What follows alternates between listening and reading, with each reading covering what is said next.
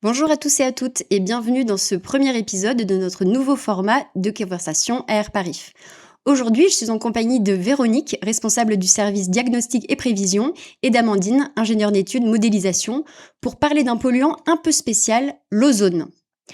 Alors, quand on entend parler d'ozone, on pense immédiatement à la couche d'ozone. Mais ici, on va parler du polluant. Alors, en quoi est-ce que c'est différent ? Alors, c'est probablement la première confusion à lever. Effectivement, quand on parle d'ozone, on pense souvent à la couche d'ozone, ce qui est normal puisqu'on en entend parler depuis des dizaines d'années. Cette couche est située très haut dans le ciel et elle est essentielle parce qu'elle protège la Terre des rayonnements ultraviolets du Soleil. Et sans elle, la vie sur Terre serait beaucoup plus difficile que celle que nous connaissons. Mais nous, aujourd'hui, on va parler de l'ozone de basse altitude, donc celui qui se trouve près du sol, dans la couche d'atmosphère où nous vivons et surtout où nous respirons. Donc, c'est la même molécule, c'est juste que ce composé ne se trouve pas à la même altitude, enfin pas au même endroit, et c'est ça qui fait toute la différence. En altitude, l'ozone, il nous protège, mais quand il est près du sol, quand il est en concentration importante, il devient un polluant de l'air qui peut engendrer des effets sur la santé, sur les végétaux et plus généralement sur l'environnement. Donc, pour résumer, le bon ozone, c'est celui qui se trouve très haut dans le ciel et le mauvais ozone, c'est celui que nous respirons et c'est aussi celui qui est surveillé par Air Paris. D'accord, et est-ce que cette confusion est fréquente ? Oui, elle est très fréquente et c'est pour ça que c'est important d'en parler parce que quand on annonce qu'il va y avoir de l'ozone dans l'air, certaines personnes pourraient penser que c'est une bonne nouvelle parce qu'elles penseraient à la couche d'ozone. Mais en réalité, c'est deux problèmes bien différents et c'est important de comprendre cette distinction parce que c'est la première étape pour comprendre comment fonctionne la pollution à l'ozone et c'est aussi ce qui fait que ce polluant est un peu particulier. Alors justement, tu dis que l'ozone est un polluant un peu particulier, mais pourquoi ? Qu'est-ce qui le différencie des autres polluants ? Alors, ce qui différencie l'ozone par rapport aux autres polluants, c'est que c'est un polluant secondaire. Ça signifie qu'il n'est pas émis directement dans l'atmosphère. Donc, effectivement, quand on parle de polluants en temps ordinaire, on pense à un pot d'échappement, à une cheminée d'usine ou quelque chose comme ça. Et pour l'ozone, c'est différent, c'est-à-dire qu'il n'est pas émis directement. Donc, il va se former dans l'atmosphère à partir d'autres polluants, pour le coup primaires, émis directement, et sous l'action du soleil, de températures élevées et d'un fort ensoleillement.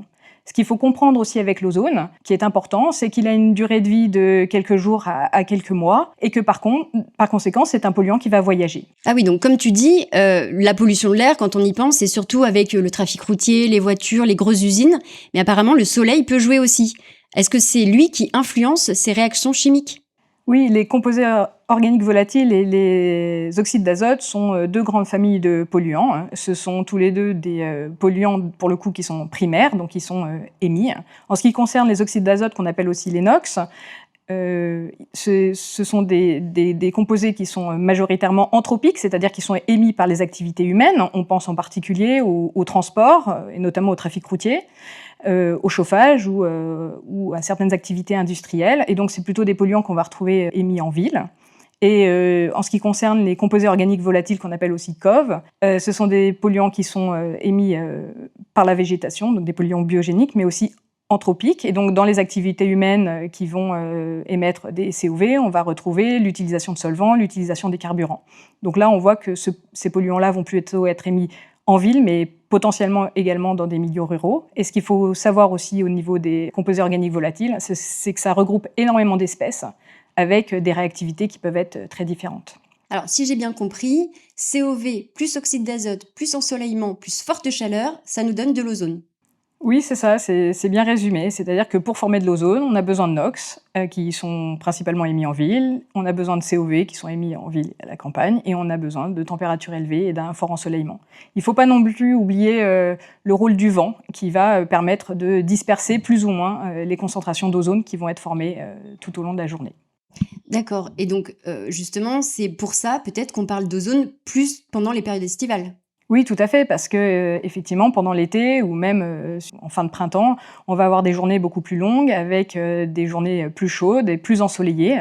Et donc, comme les températures élevées et l'ensoleillement favorisent la production d'ozone, c'est à partir de là qu'on va plutôt parler de concentration élevée en ozone. C'est là aussi qu'on va observer potentiellement des pics de pollution à l'ozone, mais ça ne veut pas dire qu'on n'a pas d'ozone le reste de l'année. C'est-à-dire que sur les autres saisons, on observe également des concentrations d'ozone. C'est juste que On les mesure à des concentrations qui ne sont pas nocives pour la santé et les conditions météorologiques ne sont pas favorables pour produire des pics de pollution à l'ozone. D'accord. Et alors, juste pour rappeler aux personnes qui nous regardent, quand on parle de concentration, on parle de niveau de pollution. C'est bien ça? Je pense qu'on...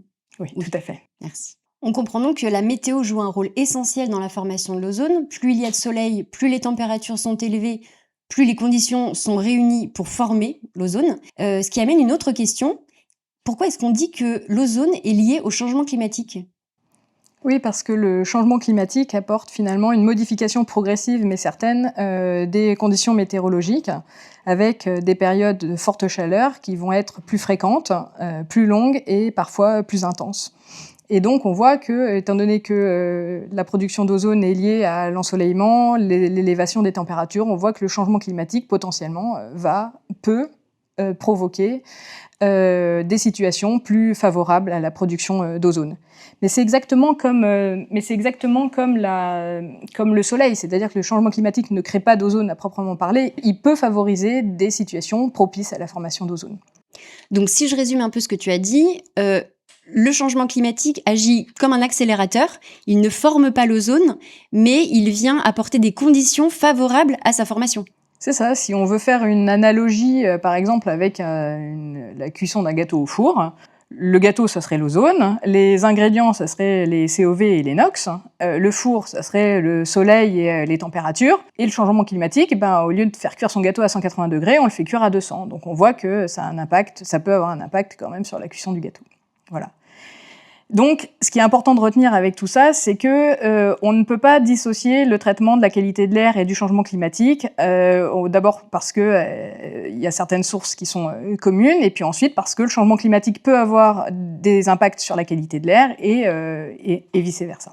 Ah oui, d'accord. Et justement, est-ce que l'ozone a des impacts sur le changement climatique? Oui, alors effectivement, le changement climatique avec une élévation des températures pourrait avoir des impacts sur la production de l'ozone.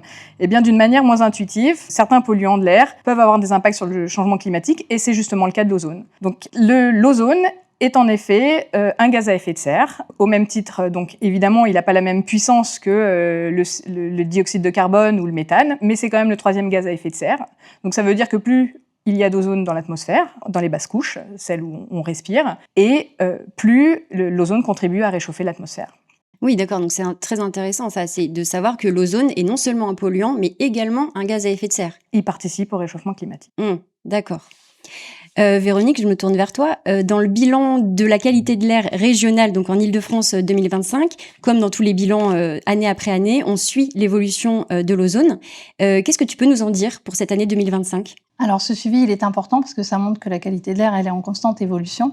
Donc au cours des dernières années, on observe une tendance à la baisse des concentrations de certains polluants. Donc c'est notamment le cas des oxydes d'azote et des composés organiques volatiles qui sont donc les précurseurs de l'ozone, puisque ces composés en concentration moyenne ont baissé de près de la moitié en 20 ans. Cette évolution, elle a permis de diminuer l'intensité, c'est-à-dire les concentrations maximales atteintes lors des épisodes de pollution à conditions météorologiques équivalentes. Néanmoins, pour l'ozone, c'est plus compliqué parce que dans le même temps, les concentrations moyennes ne suivent pas du tout cette évolution, et au contraire, les concentrations moyennes de l'ozone qu'on respire toute l'année, elles ont augmenté de plus 35%. Et donc c'est préoccupant puisque, comme l'a dit Amandine, l'ozone est un gaz à effet de serre, et donc ça veut dire que la contribution de l'ozone au réchauffement climatique a tendance à augmenter. Donc ça nous rappelle aussi qu'il ne suffit pas de suivre les épisodes de pollution, et suivre les tendances sur le long terme, c'est important pour comprendre l'évolution de ce polluant et pouvoir adapter les actions à mettre en place. Donc c'est tout l'intérêt du métier d'AirParif, c'est observer, comprendre et expliquer ces évolutions pour pouvoir fournir des informations fiables pour accompagner les décisions publiques. D'accord, et je pense qu'on y reviendra dans le cours de notre discussion, mais les épisodes de pollution, est-ce que tu peux nous dire ce que c'est ? Alors, les épisodes de pollution, c'est des événements particuliers au cours desquels les concentrations dépassent les seuils fixés par la réglementation. Dans ces conditions, les niveaux atteignent des concentrations suffisamment élevées pour qu'ils aient des impacts à court terme sur la santé, particulièrement pour les populations sensibles. Et donc, dans ce cas, des recommandations sont émises, notamment à destination des publics sensibles et aussi de la population générale. On comprend donc bien maintenant pourquoi on peut dire que l'ozone est un polluant particulier. Et comme tout polluant, On peut supposer aussi qu'il a des effets sur la santé ? Oui, tout à fait. Donc, c'est comme disait Véronique tout à l'heure, c'est un polluant qu'on respire et donc il va directement impacter le système respiratoire. Les symptômes qu'on peut observer en cas de concentration au niveau d'ozone un peu élevé, ça va être par exemple une gêne respiratoire, une irritation de la gorge, une toux, une sensation d'inconfort. Et ce dont il faut se souvenir, c'est que ces symptômes sont d'autant plus importants que chez les personnes qui ont des maladies respiratoires, comme les personnes asthmatiques par exemple. Et ce qui va se passer aussi, c'est que par exemple, pour des personnes qui ont une activité sportive, l'exposition peut également être un peu plus importante. Ah oui, donc c'est pas seulement pour des personnes qui sont déjà malades, enfin qui ont déjà des maladies chroniques éventuellement, ça peut être aussi pour des personnes bien portantes qui font peut-être du sport, un peu trop de sport ? Oui, tout à fait. Quand on fait du vélo, quand on court, quand on fait un effort prolongé en extérieur et que les concentrations d'ozone sont élevées, tout le monde est exposé. C'est juste que la réponse de chaque organisme va être différent. Néanmoins, il faut vraiment faire attention aux personnes sensibles. Donc, par exemple, les enfants dont le système respiratoire est encore en développement, les personnes âgées, et encore une fois, les personnes qui ont des maladies cardiovasculaires ou des maladies respiratoires, effectivement, qui sont plus fragiles. Mais tout le monde est exposé, c'est juste que la réponse de chaque organisme va être un peu différente. Voilà, et plus on fait du sport, et plus l'exposition est importante parce qu'on respire plus. D'accord. Et tu en parlais un peu tout à l'heure, Véronique, les épisodes de pollution. Est-ce que c'est pendant ces périodes-là que les effets sont démultipliés, les impacts de l'ozone sur la santé ? Alors effectivement, les épisodes de pollution, c'est des situations ponctuelles et particulières où les niveaux augmentent au-delà des seuils réglementaires et donc on atteint des concentrations qui vont effectivement causer des effets à court terme, en particulier sur les personnes sensibles. Et donc c'est pourquoi c'est pendant les épisodes de pollution qu'on émet des recommandations sanitaires de l'Agence régionale de santé. Mais l'ozone, il n'est pas présent seulement pendant les épisodes, il est aussi présent toute l'année à différents niveaux de concentration, comme l'a dit tout à l'heure Amandine. Et ça, c'est ce qu'on appelle la pollution chronique. Donc c'est la pollution qui s'inscrit dans le temps. Alors elle est moins visible parce qu'elle ne donne pas lieu à une alerte particulière, mais elle reste importante à suivre. Et donc à Airparif, on suit les deux types d'exposition. D'une part, les épisodes de pollution, qui sont des situations particulières, et le suivi à long terme. Donc ce sont deux informations utiles et complémentaires.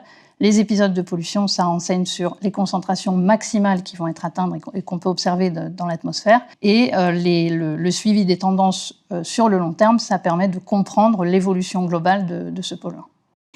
Mais est-ce que ces effets s'arrêtent là ? C'est-à-dire, est-ce que l'ozone a aussi des effets, par exemple, sur l'environnement ? Oui, tout à fait. L'ozone n'a pas que des impacts sur la santé humaine, il a également un impact sur les écosystèmes. En effet, l'ozone est un gaz oxydant, et donc quand il va se déposer sur les plantes, il va avoir un impact sur les plantes, notamment en ayant un impact sur la croissance des plantes. Donc par exemple, en ce qui concerne l'agriculture, qu'est-ce que ça veut dire ? Ça veut simplement dire une baisse de rendement de certaines plantes, notamment le blé. Et puis si on pense notamment à des environnements forestiers, des plantes qui sont fragilisées, des arbres qui sont fragilisés, c'est des plantes qui vont potentiellement moins capter le carbone atmosphérique, par exemple. Oui, d'accord. Donc l'ozone, il n'a pas seulement des impacts dans les grandes villes et pour les personnes, les humains qui respirent, c'est beaucoup plus large. Ça concerne aussi les cultures, comme tu l'as dit, les forêts, les animaux aussi sûrement.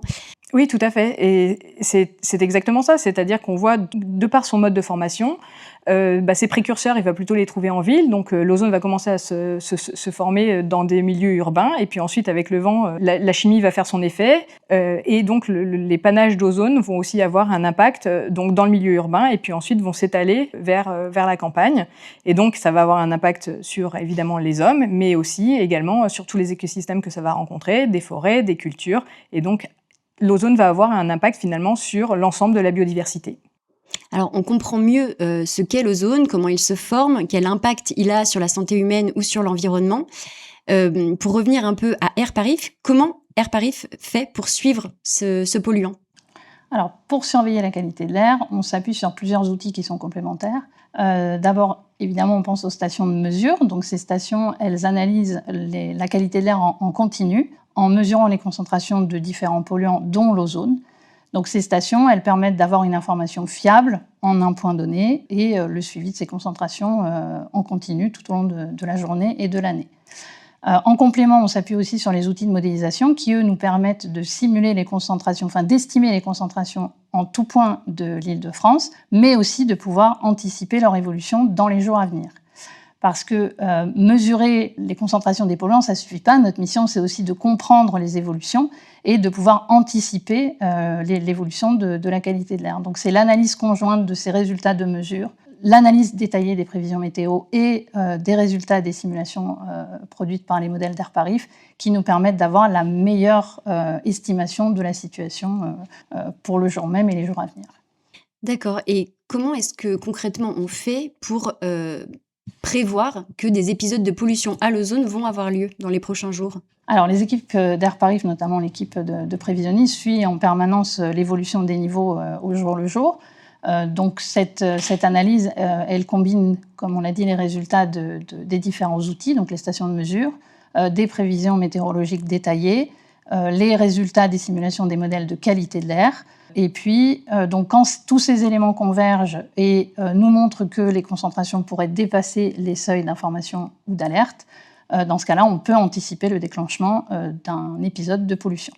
Alors, que se passe-t-il à AirParif quand un épisode de pollution est annoncé? Alors, lorsque l'équipe des prévisionnistes a terminé l'analyse complète de la situation et confirme le risque de dépassement des seuils d'information ou éventuellement du seuil d'alerte, nous transmettons ces informations aux autorités compétentes parce que c'est important de rappeler que AirParif ne décide pas des mesures à mettre en place. Nous, notre objectif, c'est d'informer les autorités suffisamment tôt pour qu'elles disposent des éléments pour pouvoir prendre leurs décisions sur la mise en place des mesures. La mission d'AirParif, c'est de mesurer, comprendre, expliquer. Et ensuite, ce sont les autorités qui prennent les décisions et qui, éventuellement, décident de mettre en place, si nécessaire, des mesures.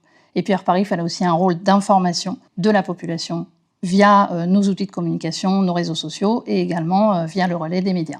D'accord. Et donc, tu parles des mesures que peuvent mettre en place les autorités. Quelles sont-elles et à quoi servent-elles?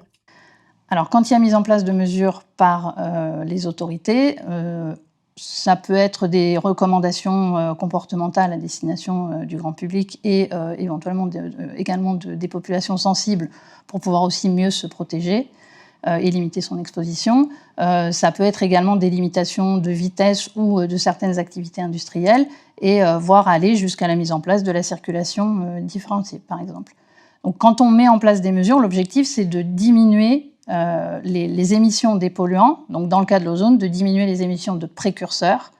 Mais ces mesures, elles ne vont pas permettre de faire disparaître l'ozone instantanément de l'atmosphère. Néanmoins, elles peuvent permettre de limiter, de ralentir la formation de l'ozone et donc de limiter l'ampleur ou la durée de l'épisode. Il est important que chacun comprenne bien cette répartition des rôles. AirParif informe et apporte une expertise scientifique indépendante et les décisions relèvent ensuite des autorités compétentes.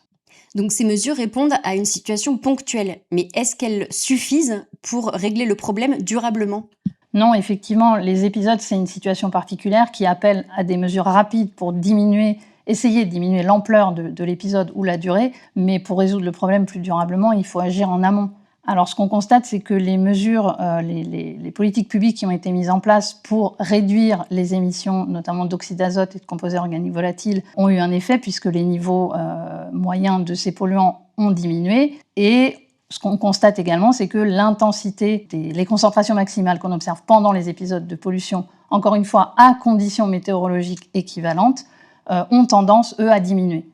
Mais en même temps, on a de plus en plus de vagues de chaleur. Et on a vu, dans ce qu'a dit Amandine, que ces conditions favorisent la formation d'ozone. Donc ça montre aussi que pour améliorer ce problème-là, il va falloir aussi des actions pour lutter contre le changement climatique, puisque c'est un cercle vicieux et que les deux sont liés les uns aux autres. Donc les mesures qui sont mises en place pendant les épisodes de pollution, elles sont complémentaires aux actions qui visent à diminuer la pollution chronique, et c'est la conjonction de ces deux types d'actions qui permettront à terme de continuer à diminuer les concentrations qu'on observe dans l'atmosphère. Alors nous arrivons à la fin de notre conversation. S'il y avait un seul message que vous aimeriez que les gens qui nous regardent retiennent, lequel serait-il? Véronique. Alors, on respire près de 15 000 litres d'air par jour sans même y penser. Donc, mieux comprendre la qualité de l'air, c'est aussi mieux comprendre comment protéger sa santé. Et donc, c'est justement le rôle du métier d'AirParif, mesurer, prévoir, expliquer et de ce fait fournir une information scientifique fiable pour que chacun, que ce soit les citoyens ou les décideurs, puissent mieux comprendre l'air que nous respirons et puissent agir en conséquence, soit en contribuant à réduire les émissions des différents polluants qui contribuent notamment à l'ozone, mais aussi c'est valable pour les autres polluants toxiques, et ou éventuellement aussi adapter son activité pour limiter son exposition. Amandine? Oui, effectivement, l'ozone a un lien sur la santé, mais on a vu qu'il avait aussi un lien sur le climat et puis sur le vivant d'une manière générale, donc c'est important de s'en occuper. Aujourd'hui, nous avons découvert ce qu'est l'ozone, un polluant et un gaz à effet de serre. Sa synergie avec le changement climatique, ses particularités comparées aux autres polluants de l'air, ses effets sur la santé et sur l'environnement notamment. Nous avons aussi pu voir le rôle d'Airparif.